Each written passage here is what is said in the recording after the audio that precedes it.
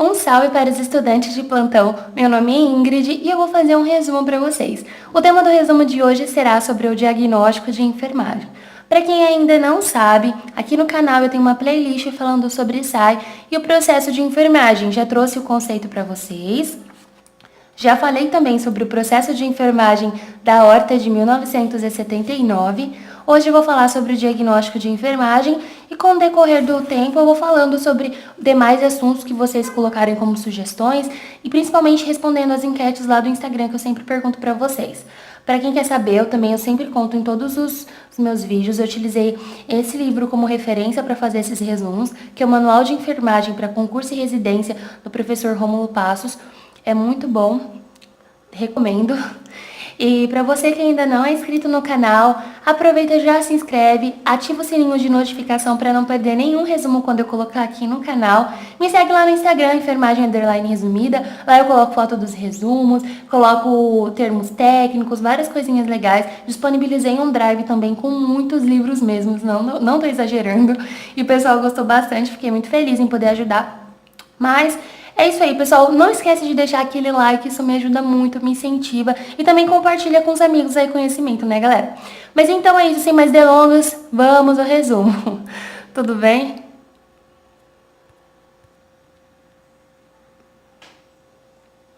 Então, galera, de acordo com a resolução do COFEM, número 358, de 2009, temos o seguinte conceito a respeito do diagnóstico de enfermagem. Já peço desculpa de antemão aqui, tô um pouco rouca, tô um pouquinho gripada, mas enfim, não vai ser o suficiente para estragar o nosso resumo. Então vamos lá. Temos o seguinte conceito, né, em relação ao diagnóstico de enfermagem. Processo de interpretação e agrupamento dos dados coletados na primeira etapa, que culmina com a tomada de decisão sobre os conceitos diagnósticos de enfermagem que representam com mais exatidão as respostas da pessoa, família ou coletividade humana em um dado momento do processo de saúde e doença e que constituem a base para a seleção das ações ou intervenções com as quais se objetiva alcançar os resultados esperados.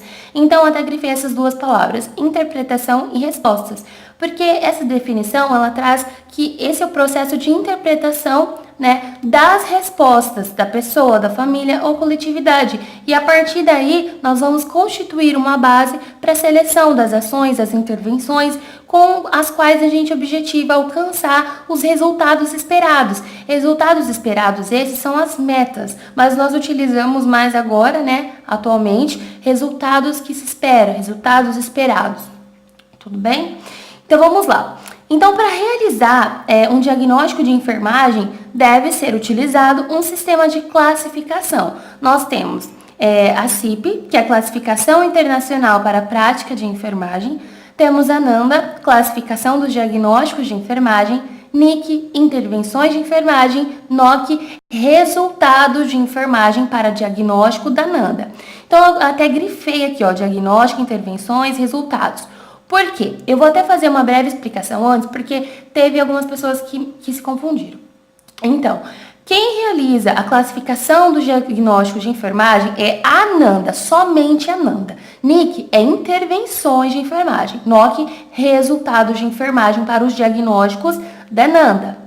Tudo bem? Então, não confundam as coisas. Apesar desses conteúdos, eles adentrarem nessa categoria de diagnóstico, só um deles faz a classificação dos diagnósticos. E é até o mais utilizado. Tudo bem? Você vai ouvir falar muito sobre NANDA, é muito mais utilizado. Mas esses daqui são indispensáveis, porque essas intervenções, esses resultados, eles não vão sair da sua mente. Não, tem uma base científica, tem uma realmente algo que é embasado para poder ser feito, não é nada da sua mente, nada que você vai, eu acho que o paciente tem que fazer isso, eu acho que tem que fazer isso para ele e tal.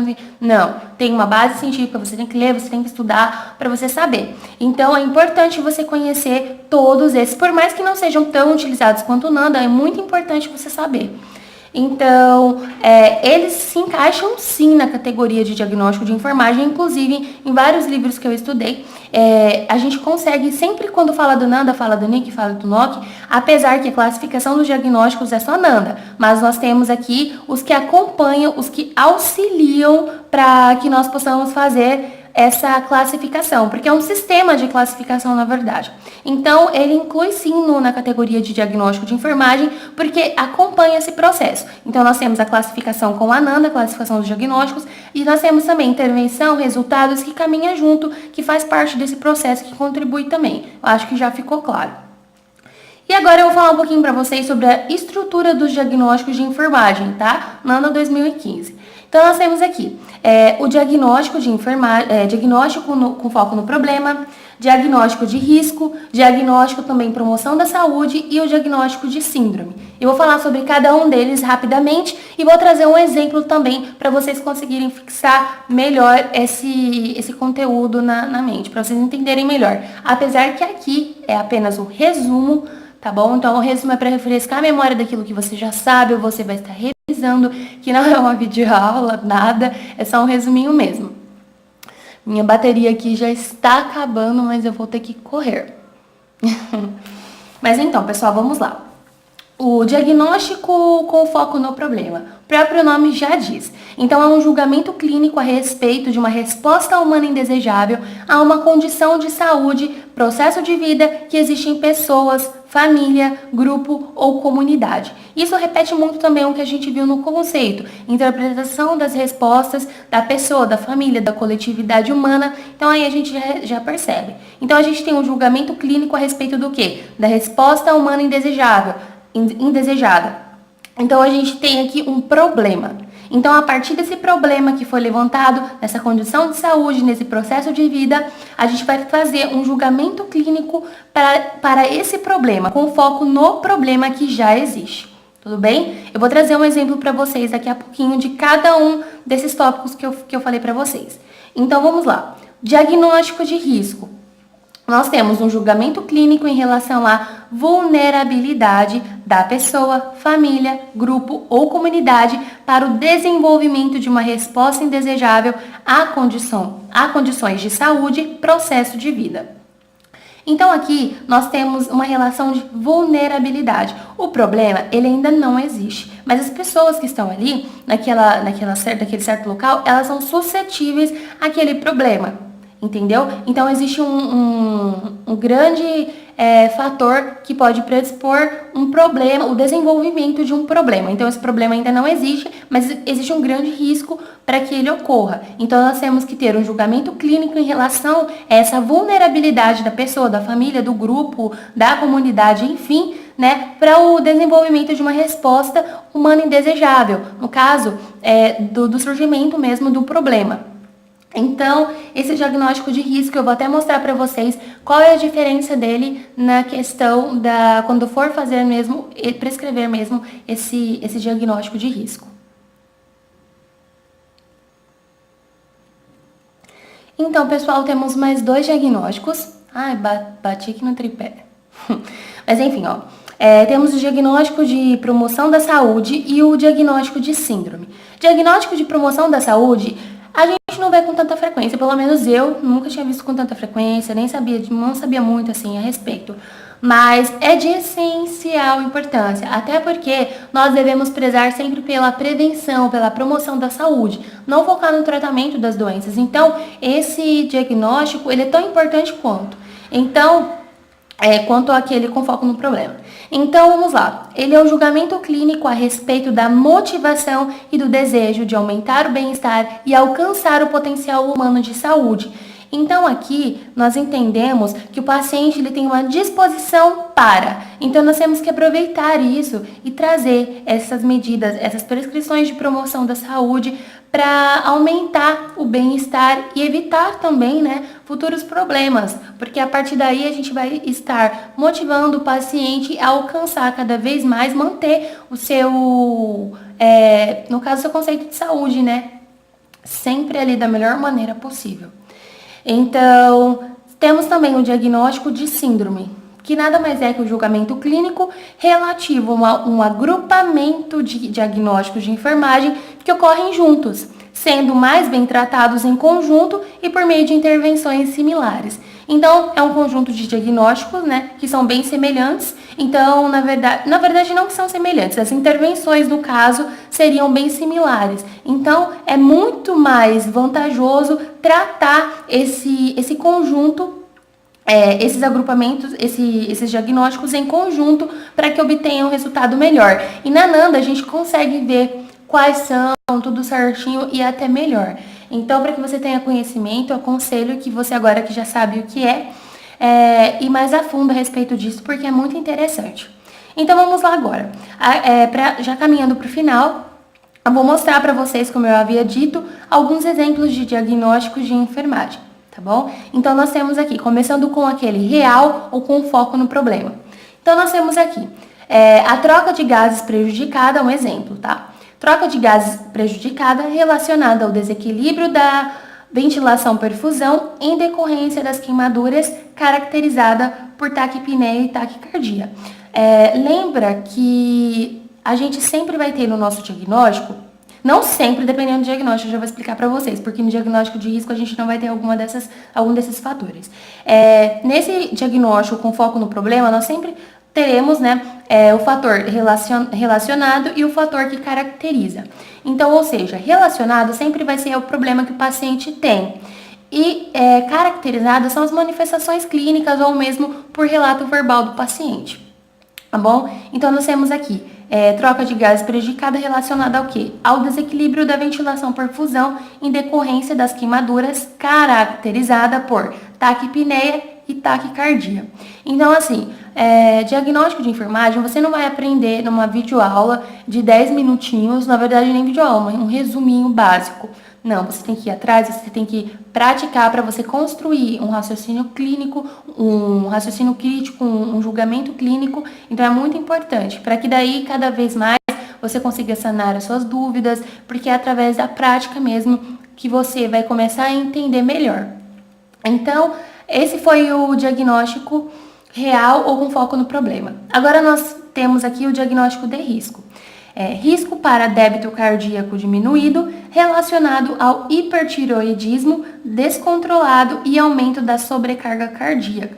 Então, em relação a esse problema que o paciente já tem, ele pode ter um risco para débito cardíaco diminuído. Aqui a gente não vai pôr caracterizado por quê? Porque esse problema ele ainda não existe, é um risco em potencial que pode acontecer, então é melhor já ficar em alerta. Mas esse problema ele ainda não existe, mas tem um grande potencial para existir. Nós temos aqui promoção da saúde. Lembra do diagnóstico de promoção da saúde? Então, nós temos aqui uma disposição para nutrição melhorada, caracterizada ou evidenciada, né, por atitude em relação à comida coerente com as metas de saúde. Então, lembra que eu falei que é a questão do julgamento clínico a respeito da motivação e do desejo de aumentar o bem-estar? Então, a gente sempre vai começar aqui por uma disposição para, né? A gente consegue perceber que o paciente ele tem uma boa resposta em relação às metas que a gente estabeleceu. Ele tem uma disposição para nutrição melhorada ou para qualquer outro tipo de diagnóstico que tenha sido estabelecido anteriormente. Então, essa promoção da saúde ela é muito importante. Temos também aqui o diagnóstico de síndrome. Um exemplo, síndrome de estresse por mudanças relacionada à barreira por idioma caracterizada por isolamento. Caracterizada ou evidenciada é a mesma coisa, tá bom? Então, nós temos aqui essa síndrome de estresse, a gente vai ver que são diversos diagnósticos que em conjunto traz já uma síndrome que já está fechada, né? Na verdade, eu tenho um pacote ali, vamos dizer assim. Então, a gente vai poder traçar, na verdade, ações, intervenções já em cima desse tipo de síndrome de estresse, que com certeza já vai culminar em várias intervenções que podem ser feitas justamente para ajudar o quadro desse paciente. Já está tudo prontinho, tudo bonitinho, é só você aplicar, beleza?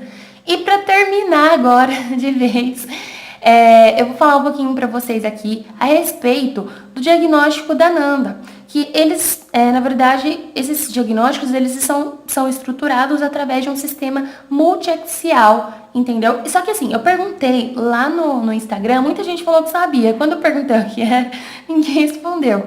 Muito pouco mesmo, muito poucos responderam. E eu achei interessante trazer. Então, assim, essas estruturas, né, é através de um sistema multiaxial, mas aí você me fala, o que é o sistema multiaxial, né? É um sistema que consiste em eixos, no quais são combinados para tornar os diagnósticos substancialmente iguais na forma, coerentes com o modelo ISO. Então, nós temos aqui um eixo na taxonomia 2 da Nanda e é definido como dimensão da resposta humana considerada no processo diagnóstico. São eles 7 eixos. Então, nós temos aqui o foco, sujeito, julgamento, localização, idade, tempo e situação. Esses são os eixos que são estruturados os diagnósticos da Nanda. Então, é muito interessante, porque isso daqui já caiu em prova. Então, é interessante saber, se você te perguntarem, se você sabe quantos eixos são estruturados do sistema multiaxial do Nanda e tal, você já sabe agora que são 7 eixos. Eu perguntei quantos eixos, muita gente errou também lá no Instagram, na enquete que eu fiz. Então, agora você já sabe. Eu espero que vocês tenham gostado. Eu tentei passar o máximo mesmo com as melhores palavras para vocês possam entender. Mas se você tem alguma dúvida, alguma sugestão, algo a acrescentar, pode deixar aí nos comentários. Eu gosto muito de interagir com vocês. Então é isso, pessoal. Até o próximo vídeo e bons estudos!